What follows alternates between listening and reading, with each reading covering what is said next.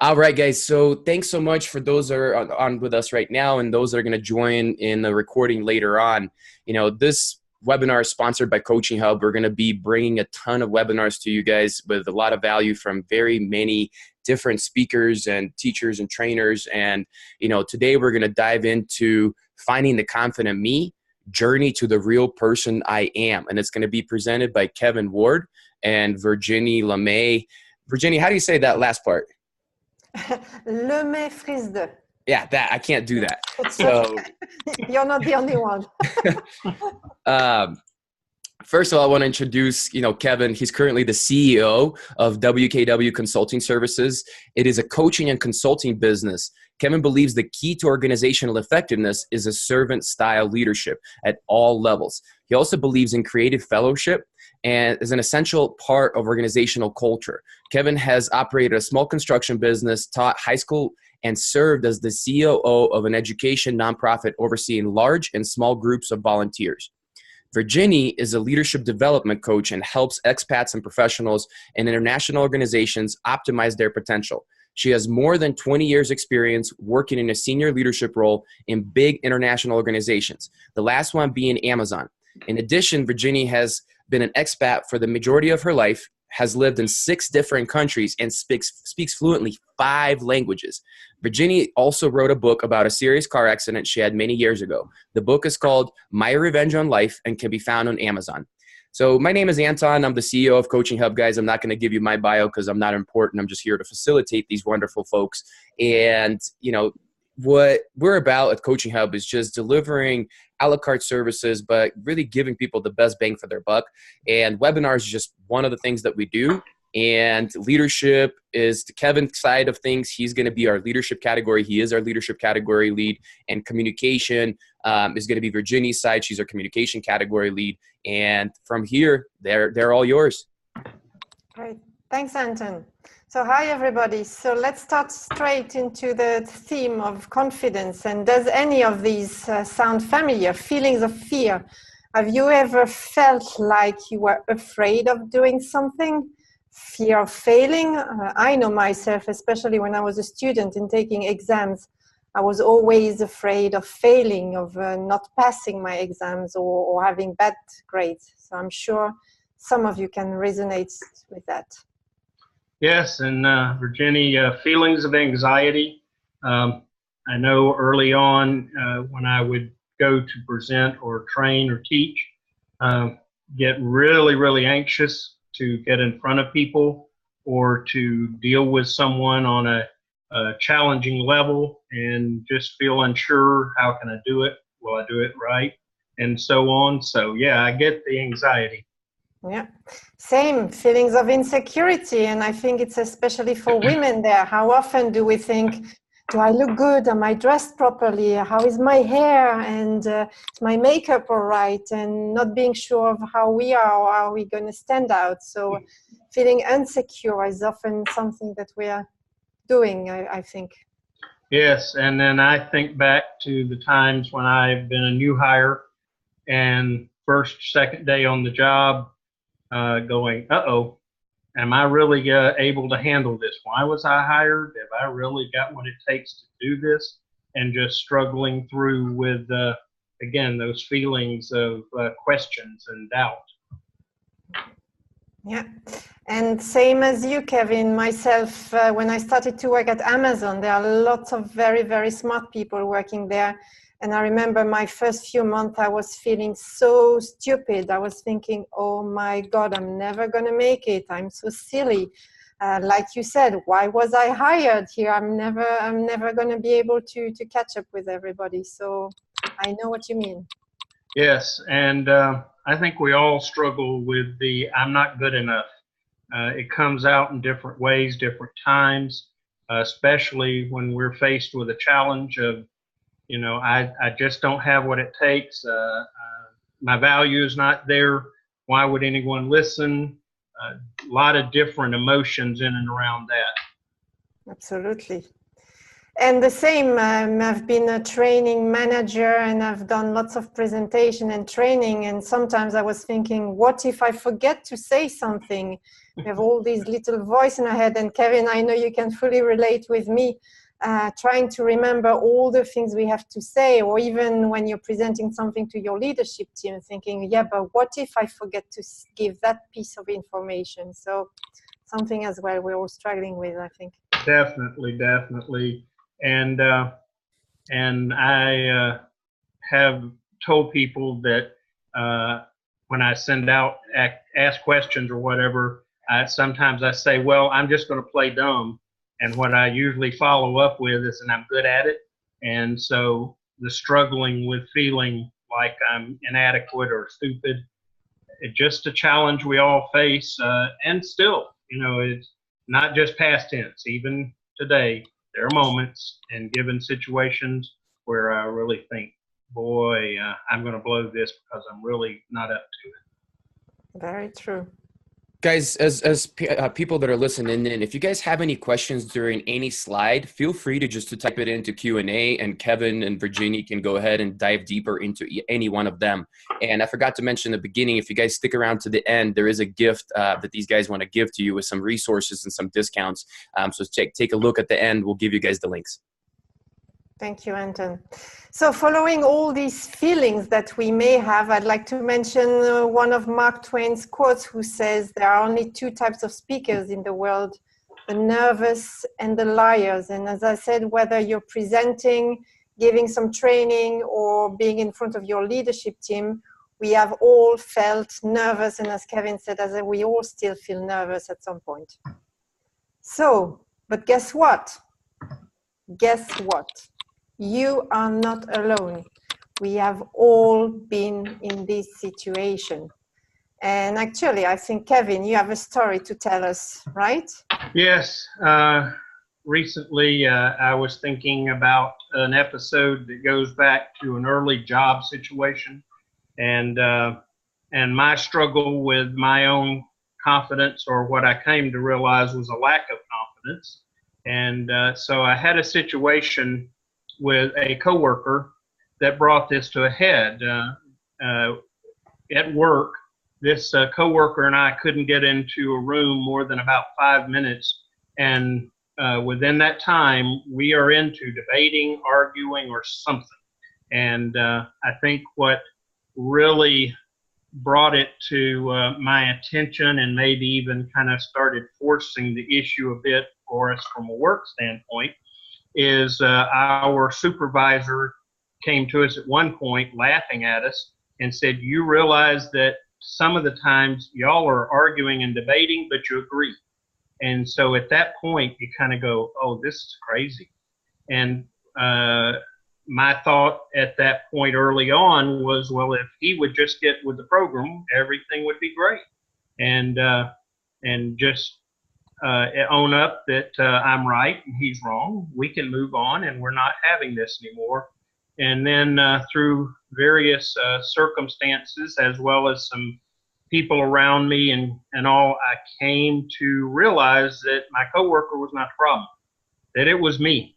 And because of some issues that I had to work through in my past, I was basically coming from a standpoint of someone insecure, and rather than being confident like a cocky rooster, like I thought I was actually very shaken inside and operating more from a defensive mode rather than a productive and confident mode. And so it took me a while to really work through that, and again to go through the process of growing from it. And fortunately, it has taken hold. I'm still working on it. It's a lifelong process, but I'm to a point now that when I get with people, especially like my colleague, and I don't feel the need to prove myself. And side story at the end of this, when I did finally leave this company, this coworker actually was the hardest one to say goodbye, because we became close friends once I had worked through and figured out how to be the confident me that I needed to be. So what about you, Virginie? I know you've had some similar experiences as well. Yeah, great story, Kevin. Yes, exactly. I've been there too. So I remember back in 2008, I started to work for a bank in the Netherlands. And for those of you who don't know me yet, but you probably can hear it, I'm French. And so I was hired in the IT department of a big bank called ABN AMRO, who had been taken over by the Royal Bank of Scotland. And when I arrived, I remember my first day like it was yesterday. I arrived in my department with mostly men. There were only 3 women, and the 30 others were men. Most of them were much older than me, in their 50s and 50s, 60s, and all mostly Dutch. So I had a few Indian colleagues, but mostly Dutch people. So my first day, I go there and I introduce myself to everybody, go and shake hands. Until I arrived to this man. He was the oldest in the team, and I introduced myself, and then he looks at me and he says, "Do you have any IT experience?" And I'm like, "No." "Then do you have any banking experience?" And I'm like, "No." And the way he looked at me, I was thinking, oh my God, what am I doing here? Exactly what we were seeing at the beginning. Why have I been hired? And I say, well, I'm here to set up a team in India, and I'm going to do my best, etc., etc. But I knew that it would be a tough part to play and to work with him. But anyway, I thought, okay, I have other strengths. I'm going to continue doing what I need to do. And so I did. I worked and tried to build relationship with all of my colleagues, and set up the team in India, and was organizing one-on-ones, team meetings, etc. And then maybe 2 years afterwards, this man actually had a heart attack. And so I went to visit him in the hospital, and I helped him as well, dealing with HR, arranging things for him, etc., etc. And fortunately, he could come back to work in the bank. And then, as I say, he was the oldest one, so maybe a year after he was back, he decided to retire. And on his last day, we did a kind of a farewell meeting. And so he gave a little speech saying that he was thanking the bank for all the opportunities that he had, etc. And at the end, he said, and there is one person I would like to thank. And actually, it's Virginie. And I was shocked. I was shocked because I was remembering my first day where he was looking at me with all these doubts, thinking, what is she doing there? And on this last day that he was thanking me for having helped him, for always being there for people, etc., etc. So that taught me a lesson there, that no matter what people think of you, or what people say of you, just keep doing what you need to do. Stay confident, believe in yourself, and in the end, everything worked out. So that was a nice lesson. As I say, it was not always easy. It took a month or even years to build the trust and the relationships, but it was all worth it. And now it's one of my fondest memories, I would say. Yeah, the good news is that as we learn to become confident and operate from that place, it works well. It certainly doesn't make it perfect, but it goes a long way. Well, there's a friend of ours, and those of you on LinkedIn that are aware of a gentleman named Dave Crane. Dave's a great guy, and Dave is he's very accomplished in the realm of speaking and entertaining. But what we come to find out is he's like the rest of us, that Dave has struggled along the way as well. So we're going to look at a few clips. Hold on, Kevin, hold on. We have a question before you dive into Okay. that. Somebody wrote a question and they're asking, do you think that people struggle with confidence because of fear of being perceived cocky? Sometimes that's possible, that somebody is aware of being cocky, but I think more times than not, we respond out of fear of not being right, and therefore not meeting somebody's standard and feeling bad about ourselves. So it took me a while, because if you had asked me early in the process if I was cocky, I would have said, oh no, I try to respect everybody and honor their opinions. I didn't see myself as cocky at all. I just thought I was right. And when I did realize it, it was very eye-opening to know that. But if you're concerned that you're cocky, then you may want to definitely join us as we dig in further, because there may be more to it than just being a cocky person. Just a thought. Yeah. Virginie, you have a thought? Yeah, if I may add something, I would say there is a thin balance between being confident and being cocky. I think confidence is being sure of what you stand for, what you can do, what is the added value you can bring, and cocky is maybe showing it a bit too much. So saying like, oh, I am the best and I know what I'm doing. It may be true that you are the best and you know what you're doing, but maybe you don't need to express it as strongly as you should. So I think that's where the difference comes in, is how you are perceived and how you project yourself. It's good to know your value and what you can bring to the table, but not showing off too much. I think that's the main difference there. And I agree with Kevin, it's probably the other side, that you feel more afraid of doing something wrong, being afraid of failing, etc. That makes you not confident, rather than going on the other side of the ladder. For me, I guess what helped me to get there is confidence is when I can state and be who I am without feeling like everybody else has to be like me. When I can let go and accept them in the same vein that I've accepted myself, I feel like that is gone from being cocky to being confident. I can relate with that question if I can just jump in real quick myself, because coming from military, and Kevin, you maybe understand this too, military Sure. people carry themselves a certain way. So a lot of times it's perceived as cockiness. So because I've heard that all the time, like this question resonates with me a lot, because people will be like, oh, he's cocky, walks around like he's got his chest puffed up and all this kind of stuff. But I'm like, that's just how I walk. Like, that's what was taught to me to walk. So there's one thing that was told to me by one of my mentors, and they said, confidence is thinking you're good. Cockiness is thinking you're the best in the world. Okay. Yeah. It's a good way to kind of look at it. Were there any other questions, Anton, at this point? That's all we got. All right. So let's get a peek at Dave. It's enlightening. Oh wait, sorry, guys. Sorry, I got two popped up. Okay. Right. Is questioning one's self-confidence an output of self-doubt? An example, we tend to be hard on ourselves and thus create doubts.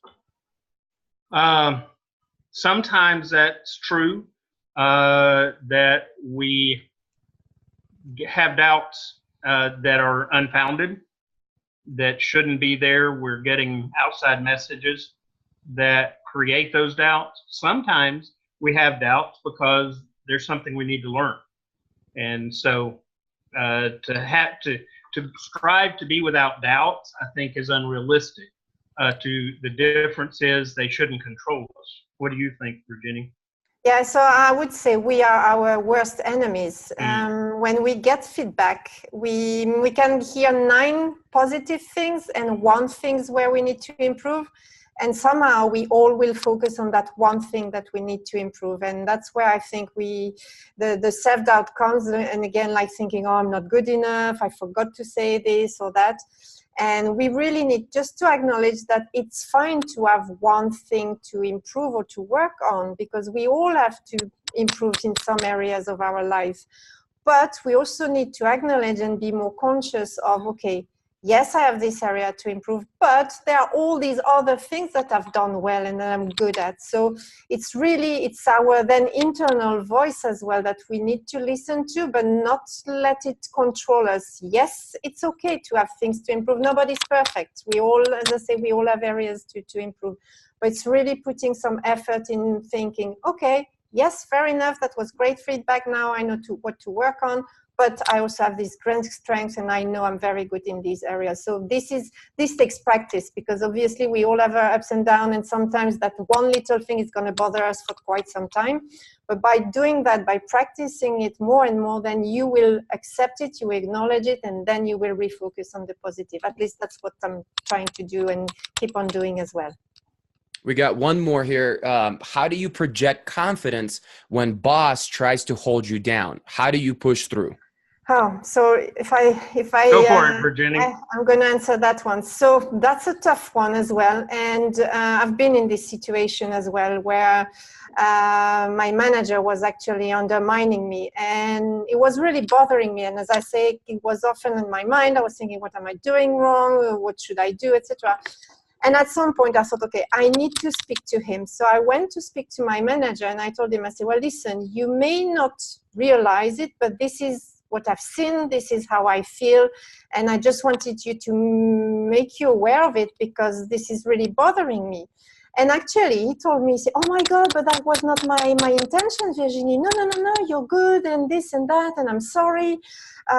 This was really not my intention. So he was doing things apparently unconsciously, but that had a big impact on me. So by making him aware afterwards, he changed toward me. He was making sure that I was my feedback was taken into account, that he was talking to me first rather than undermining me, etc. So by really going to him and really having an open discussion, and as I said, I was not aggressive. I was really coming as a, I'm not going to say as a friend, but to have an open discussion with him, and it really helps. So I know that with some bosses it's difficult to have an open discussion, but I would say you have nothing to lose if you already feel that way and you've already tried different things. Sometimes just having an open discussion, saying what you feel and that you would like to work on a solution, sometimes just opens the eyes of the other person, and that helps. So in my case, at least, that was what helped.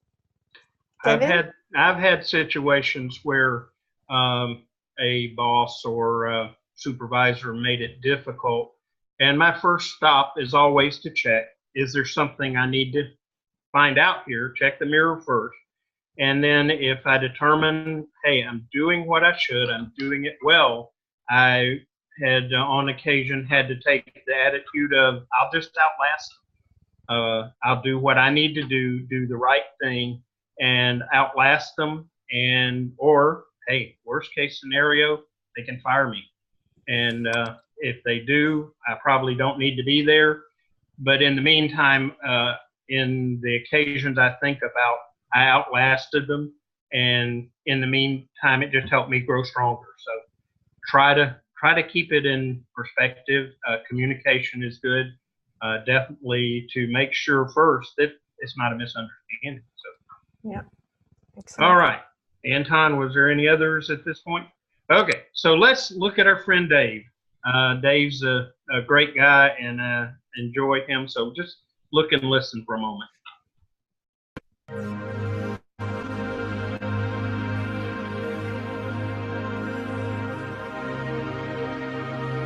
Let's talk about leadership. Let's talk about your role. If you're going to be a person who's running a business, then you've got to understand the whole part of how it works. Excuse me, can I just say something? Hi, I'm Dave. Well, I'm not Dave, that's Dave. I'm Dave's internal dialogue. One of the things for me with this that just meant so much is knowing Dave and understanding his level of success, the fact that Dave struggles too, and that he goes through this in his mind with, oh my, is this going to work out or whatever. So let's take another look at the next slide of some of Dave's internal voice. I think you'll find it interesting. Like something's going to happen, like maybe a clown's going to jump in the room and put a big hat on him. So exactly, we all have this internal voice, and we all think of the worst case scenario. What if this happens? And what if my manager asks me this? Or what if something breaks and I'm not ready for it? So I think we all have these thoughts that make actually the situation worse. And like Kevin said, Dave, who is a speaker who is used to have these presentations, he also still struggles with that. And sometimes, as I say, we have this little voice in internal dialogue that makes things worse. So we should always try to do the best we can, to look at ourselves. What can we do better? What can we control? And then take a deep breath and do the best we can. There's nothing more that we can do. Again, just control whatever we can, and if something happens outside our control, then we'll deal with it. But that's the way it is. This Yes. next one is one that I identify with, especially because early in my teaching career, we were required to videotape ourselves teaching a session, and worse punishment than that, we had to review it and evaluate it. And rather than did I teach the right thing, was my content good, I was more like this. You know what you should have got for Christmas? 2 words. Stairmaster. That would have made it a lot easier. You'd fit in a lot better in that suit. When I reviewed myself for the first time on a video, I just looked at that and go, do I really look like that?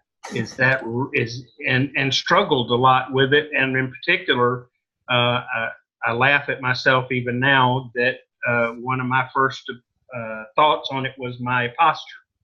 And I thought, stand up, pull your shoulders back. So even now when I get in front of a group, sometimes I have to consciously deal with that. So we all struggle with it, but the key is we can't let it control us. No. So the big question we have is, do we need to have it all together to be confident? Well, guess what the answer is? A big no. No, we do not need to have it all together. There are certain things that we can do, and we've already given a few tips, but don't worry. As I said, nobody is perfect. We all have things to work on. But again, we just have to take a deep breath, prepare, control whatever we can, and do our best. So I think, Kevin, you have sorry, go on. Deep breaths go a long way. Exactly. So I think you have another small video as well to share. There's a follow-up question before you guys go ahead. Right. The same person that asked about the boss situation mentioned that they asked their boss to treat them with respect the way they treat him, and it became worse. Do you have any suggestion on how to change the situation? Wow, that's a tough one, because we've all had one of those. I've been there, done that.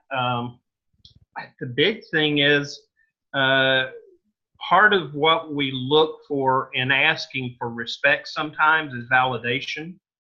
And the more we can grow in our confidence, the less we're dependent on others for that validation. Respect should be there, mutual respect, no doubt. But as we become more confident in who we are, we're less controlled or less shut down or troubled by outside input. And people that have the wrong perspective don't know how to behave appropriately. And so at that point, just continue to build your confidence, always do a mirror check. And if they're not responding well, at some point, just to be honest, there's a point where you do have to ask yourself the question, is this an environment that I need to be in?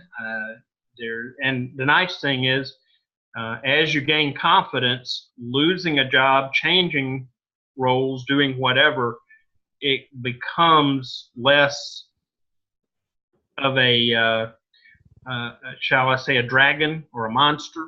It gets back to being a perspective in our minds of, I tell people quite often that we take lizards and build them into dragons in our mind. And when we get confident, even the idea, hey, I'm just going to have to change positions or jobs, then with that confidence is the ability to go through the process and it not just wreck us. Yeah, no, I agree, Kevin. So I've been fortunate never to be in the situation. All the managers that I had were generally very, very good managers. I would also say the same. Try to deal with your manager then at least as possible. So just have meetings when you need to have meetings with him. But I would also suggest Kevin's solution is that start looking for another job, maybe in your organization, in another department, or maybe outside. But sometimes if the situation is so bad and you cannot work with a person like that, then you need to move on. This is, as Kevin said as well, yeah, if it's not you, if you know that other colleagues are also feeling the same about your manager, that it's not just something personal, but that he's like that with everybody. Maybe one thing as well that might help, I know it's not done everywhere in all organizations, is that sometimes when you have the performance review and you can provide feedback anonymously, usually, maybe it's worth mentioning that your manager is not treating you respectfully. And if you do that, and as I say, your other colleagues are facing the same, maybe this picture will go to their manager and they may talk to that person. Again, that would be my last resort before, again, moving on with your life. But if you know that you've done everything that was in your power to try to speak with this person decently and respectfully, and he or she doesn't want to change, then, as I said, just deal with him or her the least as you can, and start to look for something else, because, as I said, you cannot change you cannot change someone else if they don't want to change. One other thing came to mind on this is in reading a book from Jimmy Collins, Creative Followership. You might really have some fun. Could be entertaining, but throw that boss off balance. Go to him and say, what can I do for you that will make your job easier, better, or you'll look better? And just be that pointed. And you may find at first they may just about pass out on the floor. Don't know, but at a minimum, it could be entertaining. And you may find that you do something or just sharing that expression changes their whole demeanor. All right, others, Anton, we good? All right, so let's see where Dave ends up. I don't think he's that good a rapper, but you know what? He's doing okay. We've all got to come to terms with being okay. And even with all the talk going through our head, we have to come to terms with being okay with who we are. That doesn't mean we're saying we're perfect by any means. It just says we're at a spot where we can start from, figure out the good, because we all have lots of value to bring. And then where we're struggle or have problems, then we can start looking at that in a more realistic picture. What would you say as far as getting okay, Virginie? Yeah, same as we said before, we all have areas to work on, to improve, but we are all doing fine. We are all often underestimating ourselves, and we just have to accept that, yes, we all have flaws, we all have things to work on, but we also have a lot of good things for us, and we need to acknowledge that. And again, we need to repeat that again and again. Maybe every day you have to tell yourself, I'm amazing and I'm great and I know what I'm doing and I bring value.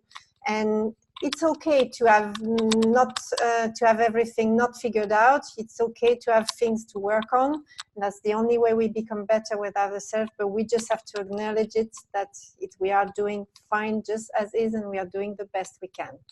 I would even offer, if anyone figures out, have it all together, I would appreciate you sharing the notes, because I'm still looking. And so, yeah, definitely keep it in perspective.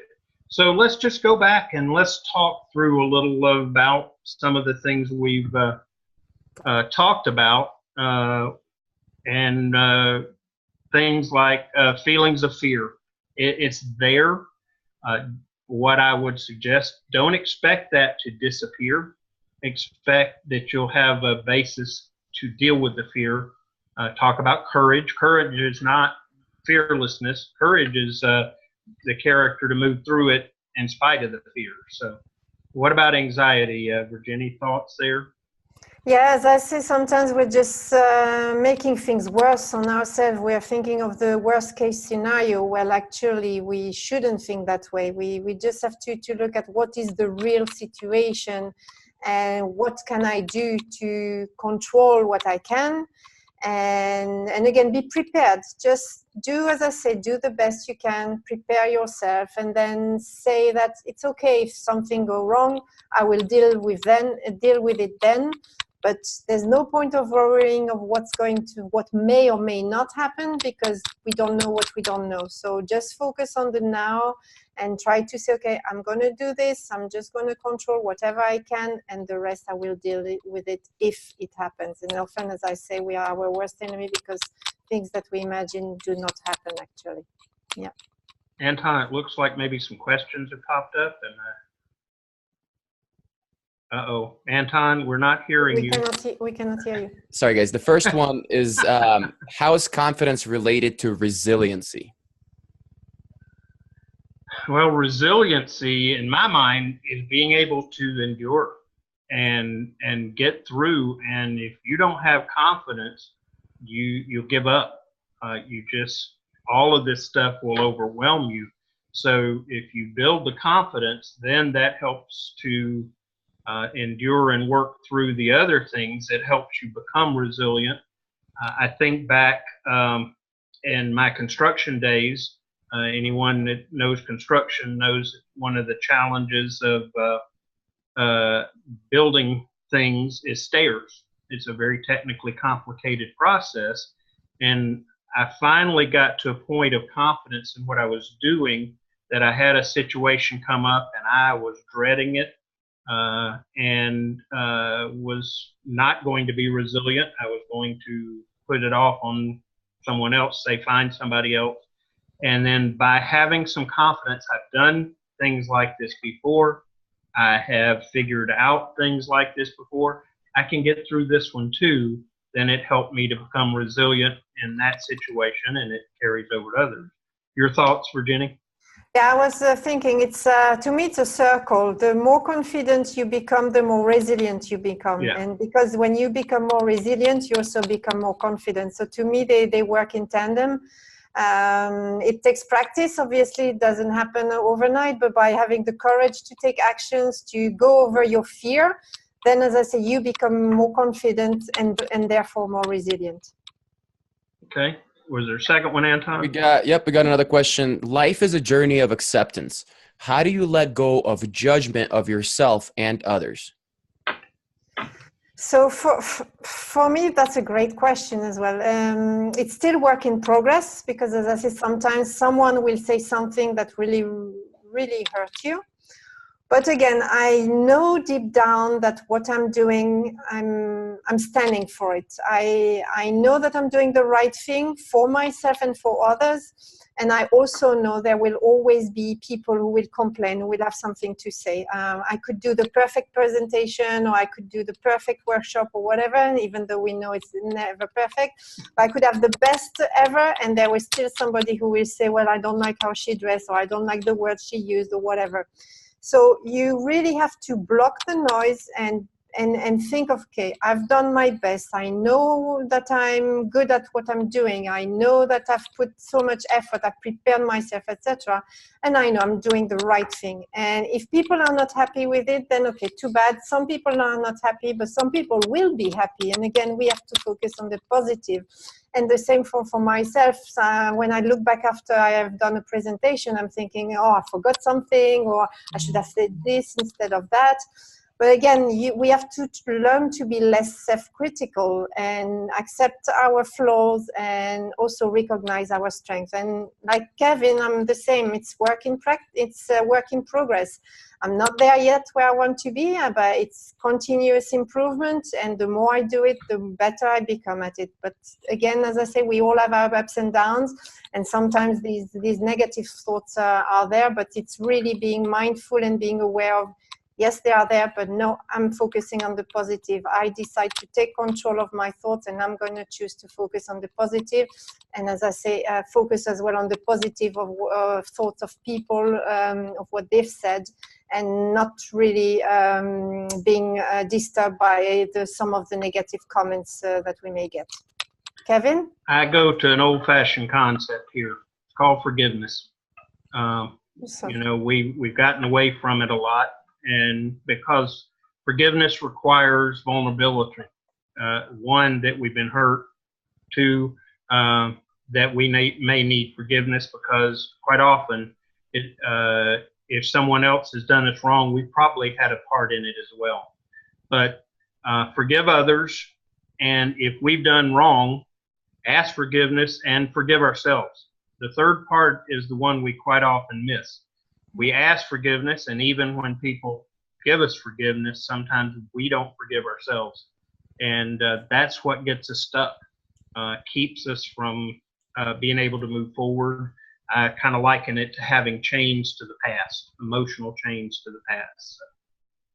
All right. Other questions, Anton, at the moment? Nope. This thing of insecurity, folks, it is such a great key to being able to function well. Because when we're confident, when we're secure, the things around us control us less. We worry about them less, and we can focus on what we need to do moving forward. Right? So we're gonna dig deep into some of these concepts. Virginie, other thoughts on some of these pieces? Yes, in general, and maybe I would like to share some statistics with you, because I know the self-confidence is, of course, we all sometimes are lacking confidence, but I think women are probably the ones who struggle the most with that. And I found some an interesting statistics I wanted to share with you from a website called boldermoves.com, who said that women's confidence actually declines with experience. And they say that 27% of new female employees are confident they can reach top management, but this drops afterwards to 13% in experienced female executives. So I thought that was very interesting. And another thing that you may also have heard, and it's HP who discovered that, is that when there is a promotion or coming up, men are more likely to apply for a promotion when they meet 60% of the criteria, while we women, we think we need 100% of the criteria to apply for these promotions. And I think that's something to keep in mind, back to what I was saying before. There is no ideal candidate. Nobody is perfect. And I think women, we should be more confident actually to apply for this job that we think maybe we're not good enough. Yes, we are. We are just as good as men. We just need to take the leap, to take action and go for this promotion. And guess what? If you don't get the promotion, then ask for feedback. Ask, okay, what should I do so that next time I can get that promotion? Maybe you need to have an additional skills, or maybe you need to present yourself differently. But we all have the same chances to go for promotion. It's just that we women do not dare to go for promotion as much as men. So I wanted to bring that up as well, because it's part of confidence, and it's all again back to this little internal dialogue that we have. And also I've been there as well. I've also been, I can say, guilty as charged. I've not applied sometimes where I should have. But again, work in progress. But I know that women were just as good as men, and we should not apply because we think we don't have all the right qualifications or skills needed. Yeah, if 100% is the measure, then none of us are good enough. So we're all in the same boat. So go for it. Exactly. Try it out. We've got to quit feeling like, because some of us tend to be perfectionists in our approaches, and we've got to stop looking for that. In the military, we use a concept called 70% solution. If we always waited to ever do anything till we had all the answers, we'd still be waiting. What we do is we get to 70%. If we feel like we're pretty confident in that, we start moving forward. And the whole time we are getting feedback and adjusting and correcting, or as we say, adjust, adapt, and overcome. But none of us are good enough, but not if 100%. But all of us, especially in areas that we are talented in already and bring value, we're good enough. We can try. Worst thing we can do in that case is fail. And I've failed often enough. Yeah, I've got a reserve seat in the failure section, And I'm okay with that as long as I don't camp there. I do have a seat in another part of the stadium, but pretty regularly over there myself, figure out what's going on and move on. And so just be mindful, and our hope is to really dig into this further on a real detailed basis with everyone and give you some tips and some tools and to help not just identify with it, but after you get acceptance, then we have to start talking about, okay, how do we move forward and what does that look like? So guys, this is a lot of what's been discussed in this webinar has been a lot of awareness, right? We talked a lot about, how people are feeling in certain moments, what you may be experiencing as a listener. What these guys are going to cover next is more of education and application, how to correct these things. How do I go and actually put in the steps that are going to get me to a confident me? So I dropped some links in the chat box, but I'll also send them out on the email for you. But there is a discount for everybody that was a participant today. You guys get 50% off their webinar. That's the gift that Virginie and Kevin wanted to give to you. And they also sent you some links in FYI.com, some resources they wanted to share with you. So those are in the chat box right now if you want to grab those. And that will also be in the email follow-up to you when we finish the webinar. We do have one more question, guys. Have you thought about changing the definition of insecurity to insecurity, being secure within? I love it.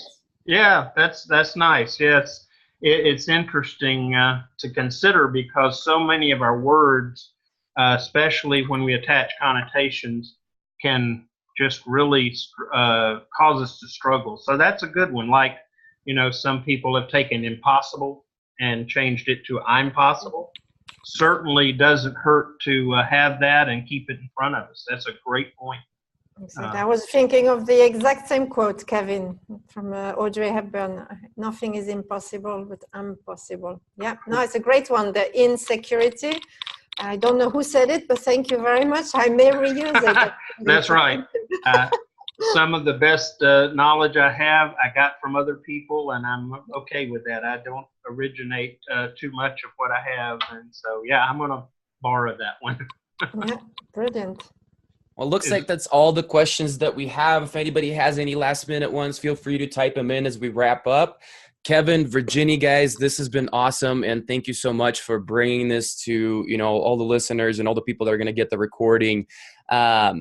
As far as next webinar goes, guys, it'll be May 8th, which is going to be 2 weeks from tomorrow. So same time, same place. We will reset up the Eventbrite. You will get links to that. But remember, you guys get the 50% discount for that webinar because you guys were participants on this one. And I know, or I think I can share a concept with Virginie that we're excited. We have done a lot of work to pull this together, and I know that the next 2 weeks, that based on our conversation today, we'll be working on bringing you some good information, not just concepts, but begin to help you really take away some tools to work from. So I'm excited about the next step. Me too, and I would like to say I see that there are some people who joined us from Asia, Tokyo, and Singapore, and across the globe, and it's very impressive because I know for you guys it's really late in the evening or even night. So thank you so much for taking the time to be there with us. It's brilliant. You all had great questions, and as Kevin said, I'm also excited for part 2. So we're looking forward to having you with us again. Thank you. And more great conversation. That's the part I think we both enjoy, just having some good conversation and sharing experiences. Joy, get some sleep, man. That's midnight there. That's pretty late. Yeah. We know that a number of you really made an effort, and it's very much appreciated. Just so you'll know, it's encouraging to us. Sometimes we deal with our doubts of going, okay, was this really worth people's time? But I hope it is, and just your presence is an encouragement. So thank you very, very much. Yeah. All right, guys. Have a great night, day, morning, wherever it is for you in the world. Bye, everybody. God bless.